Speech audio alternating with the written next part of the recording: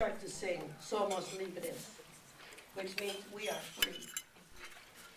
I won't give you the translation, but you can imagine they were under the oppression of Spain, for many years. And in the early 1830s, they were liberated by Simón Bolívar, who is their hero. He also liberated Bolivia and some of the other countries as well. So every 28th of July, they celebrate their independence from Spain. In fact, my mother and father met at the ball of the Peruvian Independence Day in San Francisco. Aww. That's where they met. He had come from New York because he had left Peru. Actually, he had gone from Peru to Mexico, where he studied architecture under his great uncle. I forget now what his name was. And from there, he went to New York. And he didn't know English, and he didn't have a job, so he got a job being a swamper, which is washing pots and pans in a bakery. And he got interested in what they were doing, the bakers were doing, so he learned how to bake cakes and all the things that they bake at the bakery. And his professor that he came with also got a job as a swamper. But he soon got discouraged and went back to Peru.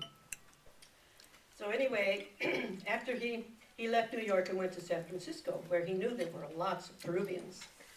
And so he met with a lot of the Peruvians that were in the Bay Area. And he went to the Peruvian Ball, which was the 28th of July. I don't know exactly when it was celebrated. It was usually a Saturday night. And there he met my mother, who had come from Peru as a teenager. And with she and her mother and her father, who was suffering from Bright's disease. And anyway, she had to go to school because she wasn't old enough to quit school at 16. So she had to go to school. Here she was in an American school. She had already graduated from school in Peru because they start at 4 years old in Peru and they're out by their 15 or 16. So she had already graduated from high school, but she had to go to school and no English.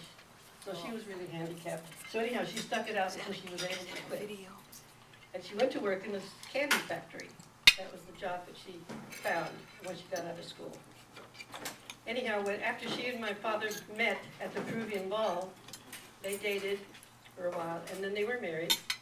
And then along came Agnes. And then Ernest. And then me, within 14 months of each other. By the time she got to me, she was sick of kids. So anyway, and then 4 years later came Ed. And by that time we moved to San Jose. And oh, what a beautiful baby he was. He had the biggest blue eyes and dimples. He was an absolute angel. But he had a hard time taking a nap in the afternoon. So my father would put him in the laundry basket on a pillow and put him in the car and take him for a ride. So every day they would go for a ride and he would go to sleep in the car. And then he would bring him home and he would nap the rest of the day because my father napped every afternoon as well. He got up early in the morning to go to the bakery because he worked in the bakery in San Jose. And so they both slept all afternoon. But anyhow, I digress. Anyway, the three of us, Agnes, Ernest, and myself, went to school at the Pala Elementary School. And the bus was about, to me it seemed like a long way. We had to walk a long way because we lived out in the country at 1724 East San Antonio Street, which was out in the country. There were just orchards and fields of corn and farms and that sort of thing, and dairies. A lot of Portuguese people and Italians as well. And then down the street was a polo field. Can you imagine people playing polo in that era, in the 30s? So, and next door to the polo field was a drying yard. And so all the kids in the neighborhood would go to the drying yard to work every summer. So we went too because there was nobody else to play with. They were all down at the drying yard. So every other day my brother Ernest would get fired because he was throwing fruit around and acting silly. And then the next day he'd go back and they'd hire him again. But that summer I earned $1.50. And I thought I was a millionaire. $1.50 and I worked all summer cutting apricots. And my hands as well. My fingers were all cut up. But anyhow, we had a great time because all our friends were there too. Anyway, where was I?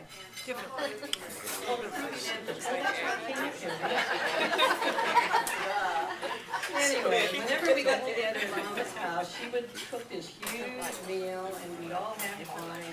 And pretty soon we'd start singing Somos Libres. So please join me if you know the words, and if you don't, do it anyway.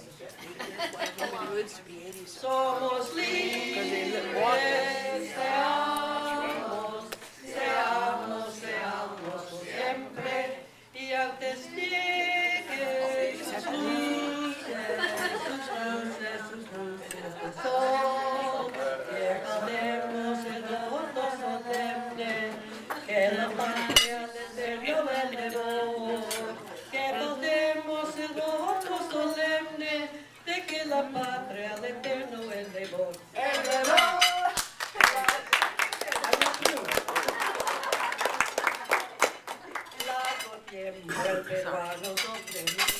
That means the Peruvians have been oppressed for many years. Now I forgot the next line. But anyway, somos libres, we are free. And so this next Saturday, a week from this Saturday, we're having a Peruvian party in our backyard. You're all invited.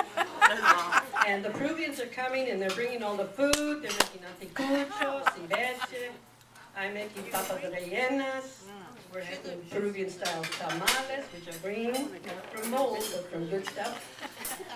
And we're having all kinds of good things. So anyhow, we're celebrating the Independence Day in Peru, and there are so many Peruvians in the North State. I was just amazed. I got acquainted with some, and they're just great people, and they love their country, even though they are American citizens or they are legal citizens. We don't allow illegals in our yard. Anyhow, we'll have a good time. But I'm so happy to be here to celebrate Agnes's life. She was a dear sister, and she was the oldest, or should I say the eldest, and she ruled. And she was my grandma's pet, and that was okay because she was so close to my grandmother because she took her to Peru when she was young. She went to school there, and we went when we were a little older, Ernest and I. And I don't have much memory of my trip to Peru at the age of... I thought I was Grandma's pet. She lied to me. No, I'm talking about my grandma. You're right. I'm talking about my grandmother too. She always told me I was her pet. That's how life is. I'll stand corrected. Oh, it's coming out. But anyway, We should have we had a good time. bring out some. There's a lot of fun. So I'm so glad to be here and meet all of you that I haven't met before. Beautiful. I mean, I could believe So, shaving. In 3 days.